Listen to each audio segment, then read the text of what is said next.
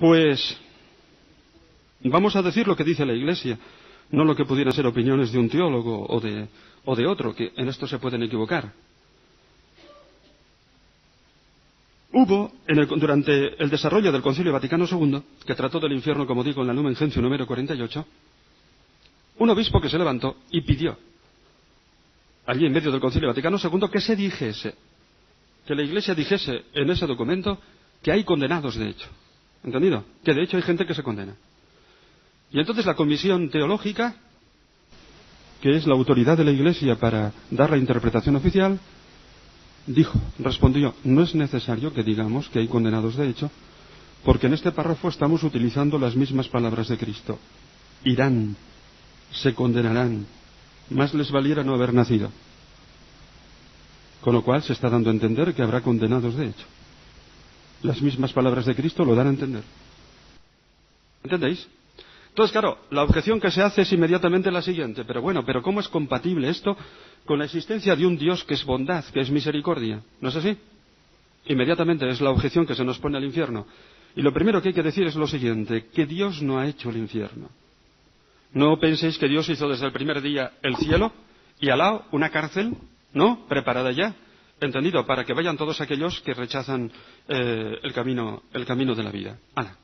Dios no hizo ninguna cárcel, Dios no hizo ningún infierno. Dios no ha creado otra cosa que el cielo inaugurado por Cristo el día de su resurrección. Es lo único que Dios ha creado. Entonces, ¿qué es el infierno? El infierno es la situación de aquellos que rechazan el amor de Dios. O como dice el catecismo, se autoexcluyen del perdón. El infierno lo crea aquel que peca. Aquel que no se deja perdonar por Dios. Aquel que no se deja amar por Dios. Aquel que en su soberbia quiere permanecer en sus pecados. De tal manera que esto es una posibilidad, ciertamente. Porque cabe la posibilidad del rechazo del perdón. Y el que rechaza el perdón que le viene de Dios, el que se ríe de ese Dios nuestro que ha hecho el ridículo por nosotros en la cruz, ese se condena. Pero se condena a él. Ciertamente yo no niego que aquí no haya un misterio, pero es el misterio de cómo Dios respeta la libertad del hombre. Ese es el misterio más profundo que hay. Que Dios respeta la libertad del hombre. Y entenderme, el que se condena no por el hecho material de tener 4 pecados mortales, sino por el hecho de no querer arrepentirse de ellos. ¿Entendido? Es decir, es la soberbia la que condena al hombre. Claro que Dios es misericordioso. Y Dios, como vea un resquicio de arrepentimiento, Dios salva a esa persona. Porque Dios hace los milagros, pero los hace sobre el arrepentimiento de las personas. ¿Entendido? Entonces, todas las caricaturas que había anteriormente del infierno, de que si estás viviendo bien toda la vida, pero en el último instante tienes un mal pensamiento, tararí que te vi. Eso es una caricatura. Dios tiene una misericordia, ciertamente, y si te ha mantenido en la gracia de Dios. Y os diría una cosa, mirad, si tenemos capacidad de arrepentimiento, no tenemos que tener miedo al infierno. Yo os lo digo sinceramente, yo vivo sin miedo al infierno. ¿Por qué? Porque creo que tengo capacidad de arrepentimiento. Por lo tanto, el infierno no es para mí. ¿Queda eso claro? ¿Queda eso claro? Lo malo es que en nuestro orgullo perdamos la capacidad de arrepentimiento. Ahora, yo pregunto, sacar vosotros la consecuencia, ¿nos salvaremos todos? Por ejemplo, os voy a contar algunos pecados que se ve hasta dónde puede llegar el hombre. Yo recuerdo que en mis años de estudiante en Roma vinieron unas monjas españolas con el clásico colegio y chicas, ¿no?, de COU, que vienen de excursión a Roma a ver al Papa y todo eso. A una de esas chicas españolas la cogieron entre 12 muchachos de Roma y la violaron los 12, uno detrás de otro. ¿Ese pecado no tiene algo de demoníaco? Decidme. ¿Tiene algo de demoníaco? El hombre es capaz de eso. La libertad del hombre es capaz de eso. Recuerdo cuando mató ETA a un inspector de policía en Pamplona que se llamaba Carlos Sanz. Al día siguiente, en el funeral, a su viuda, joven, madre de varios hijos, la insultaron en la misa y le llamaron y le dijeron a la cara lo peor que se le puede decir a una mujer. ¿Eso tiene algo de demoníaco, sí o no?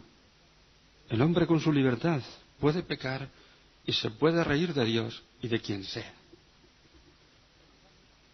Lo que pasa es que nos da miedo pensar hasta dónde puede llegar la libertad humana. ¿No es así?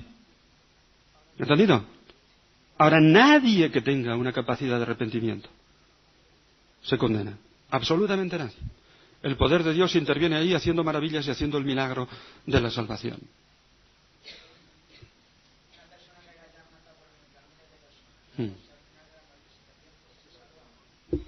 Si el arrepentimiento es sincero, fíjate lo que te digo, sincero. Sí. Sí, Dios no negará nunca su misericordia. Abre el Evangelio. Abre el Evangelio.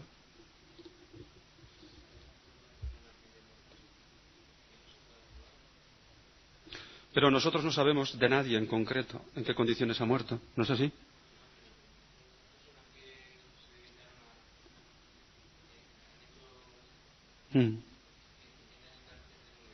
Sí.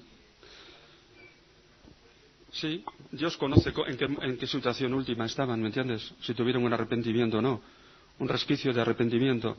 Nosotros no tenemos un conocimiento absoluto de esas personas para saber si realmente murieron sin ningún arrepentimiento y rezamos por todos. ¿Me entiendes? Luego Dios lo sabe. Y luego Dios juzga a cada uno según la responsabilidad propia. ¿Me entendéis? A mí Dios no me va a juzgar como le va a juzgar a un gitano. Un gitano tiene menos conocimiento que yo, menos responsabilidad, ¿no es así? Yo soy un sacerdote, por lo tanto Dios a mí me juzgará Dios como sacerdote. Dios sabe entonces la situación en la cual muere cada uno. Fíjate, la Iglesia, por ejemplo, puede ofrecer la misa y rezar por los suicidas. ¿No? El suicidio, claro que es de suyo un pecado absolutamente grave. Objetivamente, pero ese suicida muchas veces se ha podido suicidar porque estaba bajo los efectos de una depresión, ¿no es así? Y no tener plena responsabilidad. Cabe, por lo tanto, una posibilidad de salvación para él. Así de claro lo dice el Catecismo. Y la Iglesia reza por ellos. Y la Iglesia, pues, podría hacer un funeral, pues, no sé, pues por un pecador gordo que ha muerto y que era cristiano, ¿no? Y que sus padres, pues, piden el funeral por él, etcétera. Es decir, nosotros no tenemos el conocimiento de Dios y, en cualquier caso, nosotros le pedimos que a Dios, ¿no?, por su misericordia para esa persona concreta. Y aquí había otra chica.